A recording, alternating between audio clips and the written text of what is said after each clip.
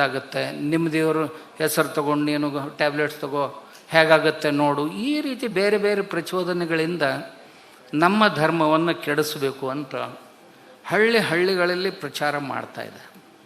ಒಂದು. ಎರಡನೆಯದ್ದು, ಹಣ ಕೊಟ್ಟು ತಮ್ಮ ಧರ್ಮಕ್ಕೆ ಜಗ್ಗೋದು. ಮೂರನೆಯದ್ದು, ಭಯ ಹುಟ್ಟಿಸಿ ಜಗ್ಗೋದು. ಹೀಗೆ. ಆಮೇಲೆ ಎರಡನೇದಾಗಿ, ನಮ್ಮ ಧರ್ಮದಲ್ಲಿ ನಮ್ಮ ಬೇರೆ ಬೇರೆ ಸಂಪ್ರದಾಯಗಳಂತೇನಿವೆ, ಈ ಸಂಪ್ರದಾಯಗಳು ಸಹಿತ ಒಂದು ಸಂಪ್ರದಾಯ ಮತ್ತೊಂದು ಸಂಪ್ರದಾಯದ ಟೀಕೆ ಟಿಪ್ಪಣಿ ಮಾಡಲಿಕ್ಕೆ ಹೋಗಿ ಮೂಲ ಧರ್ಮಕ್ಕೆ ಹಾನಿಯನ್ನು ಉಂಟು ಮಾಡ್ತವೆ. ಮೂರನೇದಾಗಿ, ನಾಸ್ತಿಕರಿಂದ ಈ ಧರ್ಮವನ್ನು ರಕ್ಷಿಸಬೇಕಾಗಿದೆ. ನಾಲ್ಕನೆಯದಾಗಿ, ಈ ಕಮ್ಯುನಿಸ್ಟರಿಂದ ರಕ್ಷಣೆಯನ್ನು ಮಾಡಬೇಕಾಗಿದೆ.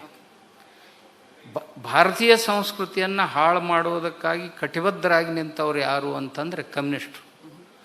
ಪ್ರತಿಯೊಂದರಲ್ಲಿಯೂ ಸಹಿತ ಮೂಗು ತೂರಿಸಿ ಅವ್ರು ಎಲ್ಲಿಗೆ ಬಂದು ನಿಂತರು ಅಂತಂದರೆ, ಇವತ್ತಿನ ದಿವಸ ಬಸವಣ್ಣ ಮತ್ತು ಕಾರ್ಲ್ ಮಾರ್ಕ್ಸ್ ಅಂತಕ್ಕಂಥ ತೌಲನಿಕ ಅಧ್ಯಯನದ ಪುಸ್ತಕವನ್ನು ಪ್ರಿಂಟ್ ಮಾಡಿ ಹಂಚ್ತಾ ಇದ್ದಾರೆ. 10 ಕೋಟಿ ಜನರ ಕಗ್ಗೊಲೆಗೆ ಕಾರಣನಾದಂಥ ಕಾರ್ಲ್ ಮಾರ್ಕ್ಸು ದಯವೇ ಧರ್ಮದ ಮೂಲವಯ್ಯ ಅಂತಕ್ಕಂಥ ಬಸವಣ್ಣ ಇವ್ರನ್ನ ಹೋಲಿಕೆ ಮಾಡಲಿಕ್ಕೆ ಹೊರಟಿದ್ದಾರೆ. ಇದು ಧರ್ಮವನ್ನು ತೀರಿಸುವಂಥ ಹುನ್ನಾರ. ಇನ್ನು ಈ ಜಾತಿವಾದಿಗಳಂತೇನಿದಾರಲ್ಲ, ಇವರಿಂದ ನಮ್ಮ ಧರ್ಮವನ್ನು ರಕ್ಷಿಸಬೇಕಾಗಿದೆ. ಪ್ರತಿಯೊಂದು ಕಡೆ ಹೋದಿವಿ ಅಂತಂದರೆ ಈ ಧರ್ಮ ಈ ಜಾತಿವಾದಿಗಳ ಕೈಯಲ್ಲಿ ಸಿಗ್ತಾ ಇದೆ.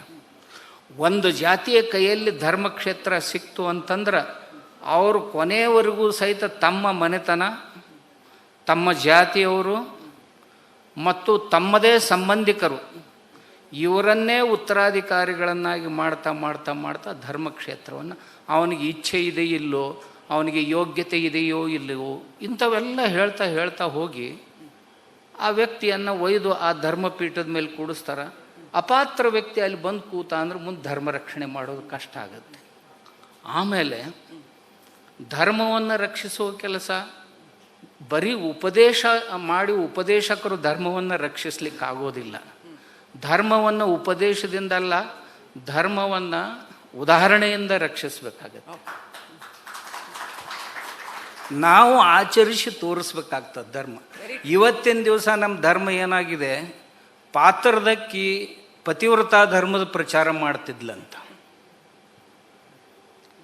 ಇದರ ಅರ್ಥ ತಮಗಾಗಿರ್ಬೇಕು. ನಮ್ಮಲ್ಲಿ ಹಳ್ಳಿಯಲ್ಲಿ ಗಾದೆ ಮಾತಿದೆ, ಅಂದ್ರೆ ಕುಡುಕ ಶರಾಯಿ ಬಂದಿ ಪ್ರಚಾರ ಮಾಡ್ತಿದ್ನಂತ.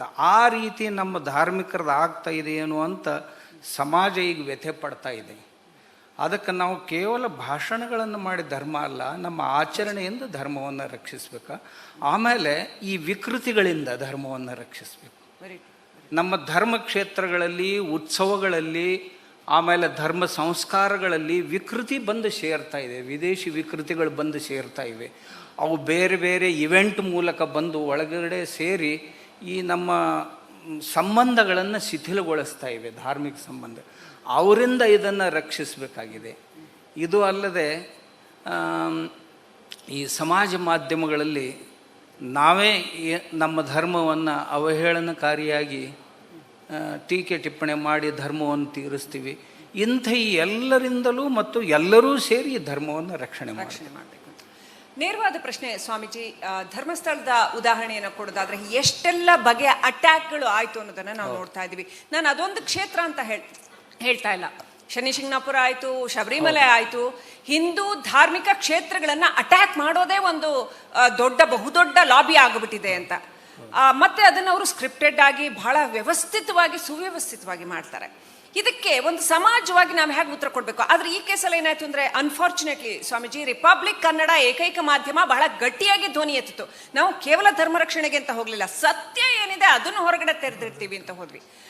ಆದ್ರೆ ಹಿಂದೂಗಳು ಯಾವ ರೀತಿ ಜವಾಬ್ದಾರಿ ಹೊತ್ತು ನಿಲ್ಲಬೇಕು, ಉತ್ತರದಾಯಿಗಳಾಗಿ ನಿಲ್ಲಬೇಕು ಇಂಥ ಘಟನೆಗಳಿಗೆ? ಈ ಧರ್ಮಸ್ಥಳ ಇರ್ಬೋದು, ನಾಳೆ ಮತ್ತೊಂದು ಕ್ಷೇತ್ರ ಮಾಡ್ತಾರೆ ನೋಡಿ.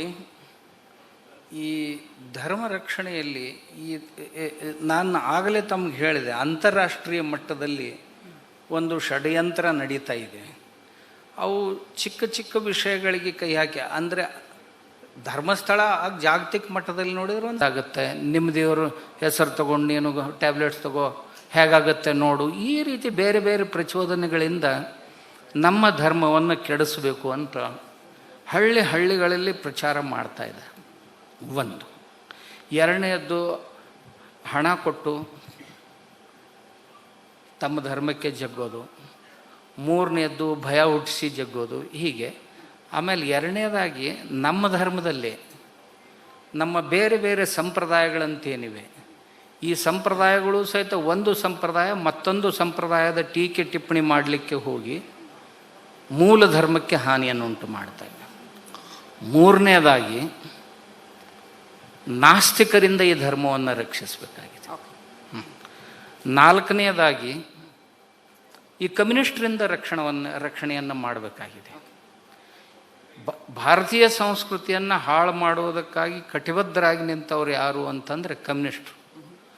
ಪ್ರತಿಯೊಂದರಲ್ಲಿಯೂ ಸಹಿತ ಮೂಗು ತೂರಿಸಿ ಅವ್ರು ಎಲ್ಲಿಗೆ ಬಂದು ನಿಂತರು ಅಂತಂದರೆ, ಇವತ್ತಿನ ದಿವಸ ಬಸವಣ್ಣ ಮತ್ತು ಕಾರ್ಲ್ ಮಾರ್ಕ್ಸ್ ಅಂತಕ್ಕಂಥ ತೌಲನಿಕ ಅಧ್ಯಯನದ ಪುಸ್ತಕವನ್ನು ಪ್ರಿಂಟ್ ಮಾಡಿ ಹಂಚ್ತಾ ಇದ್ದಾರೆ.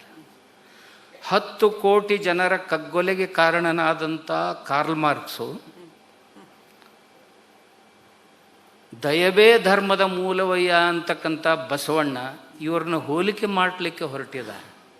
ಇದು ಧರ್ಮವನ್ನು ತೀರಿಸುವಂಥ ಹುನ್ನಾರ. ಇನ್ನು ಈ ಜಾತಿವಾದಿಗಳಂತೇನಿದಾರಲ್ಲ, ಇವರಿಂದ ನಮ್ಮ ಧರ್ಮವನ್ನು ರಕ್ಷಿಸಬೇಕಾಗಿದೆ. ಪ್ರತಿಯೊಂದು ಕಡೆ ಹೋದಿವಿ ಅಂತಂದರೆ ಈ ಧರ್ಮ ಈ ಜಾತಿವಾದಿಗಳ ಕೈಯಲ್ಲಿ ಸಿಗ್ತಾ ಇದೆ.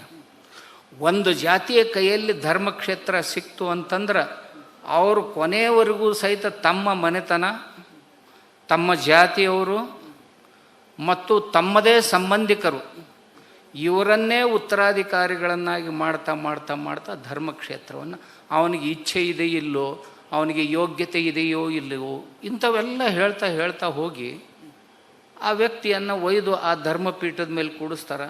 ಅಪಾತ್ರ ವ್ಯಕ್ತಿ ಅಲ್ಲಿ ಬಂದು ಕೂತ ಅಂದ್ರೆ ಮುಂದೆ ಧರ್ಮ ರಕ್ಷಣೆ ಮಾಡೋದು ಕಷ್ಟ ಆಗುತ್ತೆ. ಆಮೇಲೆ ಧರ್ಮವನ್ನು ರಕ್ಷಿಸುವ ಕೆಲಸ ಬರೀ ಉಪದೇಶ ಮಾಡಿ ಉಪದೇಶಕರು ಧರ್ಮವನ್ನು ರಕ್ಷಿಸ್ಲಿಕ್ಕಾಗೋದಿಲ್ಲ. ಧರ್ಮವನ್ನು ಉಪದೇಶದಿಂದಲ್ಲ, ಧರ್ಮವನ್ನು ಉದಾಹರಣೆಯಿಂದ ರಕ್ಷಿಸಬೇಕಾಗತ್ತೆ. ನಾವು ಆಚರಿಸಿ ತೋರಿಸ್ಬೇಕಾಗ್ತದೆ ಧರ್ಮ. ಇವತ್ತಿನ ದಿವಸ ನಮ್ಮ ಧರ್ಮ ಏನಾಗಿದೆ, ಪಾತ್ರದಕ್ಕಿ ಪತಿವ್ರತಾ ಧರ್ಮದ ಪ್ರಚಾರ ಮಾಡ್ತಿದ್ಲಂತ. ಇದರ ಅರ್ಥ ತಮಗಾಗಿರ್ಬೇಕು. ನಮ್ಮಲ್ಲಿ ಹಳ್ಳಿಯಲ್ಲಿ ಗಾದೆ ಮಾತಿದೆ, ಅಂದ್ರೆ ಕುಡುಕ ಶರಾಯಿ ಬಂದಿ ಪ್ರಚಾರ ಮಾಡ್ತಿದ್ನಂತ.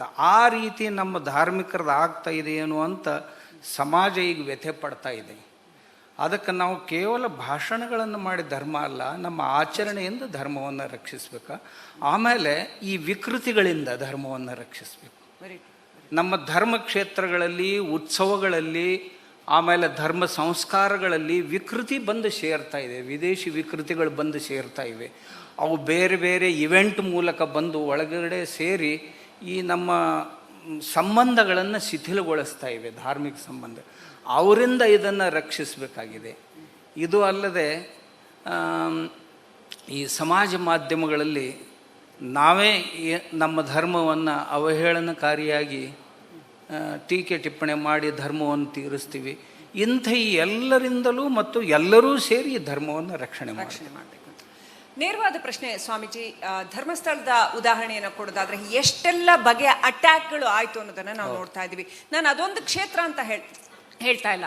ಶನಿಶಿಂಗಣಾಪುರ ಆಯ್ತು, ಶಬರಿಮಲೆ ಆಯ್ತು, ಹಿಂದೂ ಧಾರ್ಮಿಕ ಕ್ಷೇತ್ರಗಳನ್ನ ಅಟ್ಯಾಕ್ ಮಾಡೋದೇ ಒಂದು ಬಹುದೊಡ್ಡ ಲಾಬಿ ಆಗಿಬಿಟ್ಟಿದೆ ಅಂತ. ಮತ್ತೆ ಅದನ್ನ ಅವರು ಸ್ಕ್ರಿಪ್ಟೆಡ್ ಆಗಿ ಬಹಳ ವ್ಯವಸ್ಥಿತವಾಗಿ ಸುವ್ಯವಸ್ಥಿತವಾಗಿ ಮಾಡ್ತಾರೆ. ಇದಕ್ಕೆ ಒಂದು ಸಮಾಜವಾಗಿ ನಾವು ಹೇಗೆ ಉತ್ತರ ಕೊಡಬೇಕು? ಆದ್ರೆ ಈ ಕೇಸಲ್ಲಿ ಏನಾಯ್ತು ಅಂದ್ರೆ, ಅನ್ಫಾರ್ಚುನೇಟ್ಲಿ ಸ್ವಾಮೀಜಿ, ರಿಪಬ್ಲಿಕ್ ಕನ್ನಡ ಏಕೈಕ ಮಾಧ್ಯಮ ಬಹಳ ಗಟ್ಟಿಯಾಗಿ ಧ್ವನಿ ಎತ್ತಿತ್ತು. ನಾವು ಕೇವಲ ಧರ್ಮ ರಕ್ಷಣೆಗೆ ಅಂತ ಹೋಗ್ಲಿಲ್ಲ, ಸತ್ಯ ಏನಿದೆ ಅದನ್ನು ಹೊರಗಡೆ ತೆರೆದಿರ್ತೀವಿ ಅಂತ ಹೋದ್ವಿ. ಆದ್ರೆ ಹಿಂದೂಗಳು ಯಾವ ರೀತಿ ಜವಾಬ್ದಾರಿ ಹೊತ್ತು ನಿಲ್ಲಬೇಕು, ಉತ್ತರದಾಯಿಗಳಾಗಿ ನಿಲ್ಲಬೇಕು ಇಂಥ ಘಟನೆಗಳಿಗೆ? ಈ ಧರ್ಮಸ್ಥಳ ಇರ್ಬೋದು, ನಾಳೆ ಮತ್ತೊಂದು ಕ್ಷೇತ್ರ ಮಾಡ್ತಾರೆ ನೋಡಿ. ಈ ಧರ್ಮ ರಕ್ಷಣೆಯಲ್ಲಿ ನಾನು ಆಗಲೇ ತಮಗೆ ಹೇಳಿದೆ, ಅಂತಾರಾಷ್ಟ್ರೀಯ ಮಟ್ಟದಲ್ಲಿ ಒಂದು ಷಡ್ಯಂತ್ರ ನಡೀತಾ ಇದೆ. ಅವು ಚಿಕ್ಕ ಚಿಕ್ಕ ವಿಷಯಗಳಿಗೆ ಕೈ ಹಾಕಿ, ಅಂದರೆ ಧರ್ಮಸ್ಥಳ ಜಾಗತಿಕ ಮಟ್ಟದಲ್ಲಿ ನೋಡಿದ್ರೆ ಒಂದು Co-powered by Canara Bank. Together we can. Beverage partner Campa Energy. Energia Blast Superfast. Payments partner भीम, भारत का अपना पेमेंट्स ऐप, सबसे भरोसेमंद और सुरक्षित. Session partner Shri Sai gold palace. Deepavali mega offer निम्म साई गोल्ड पैलेस नल्ली.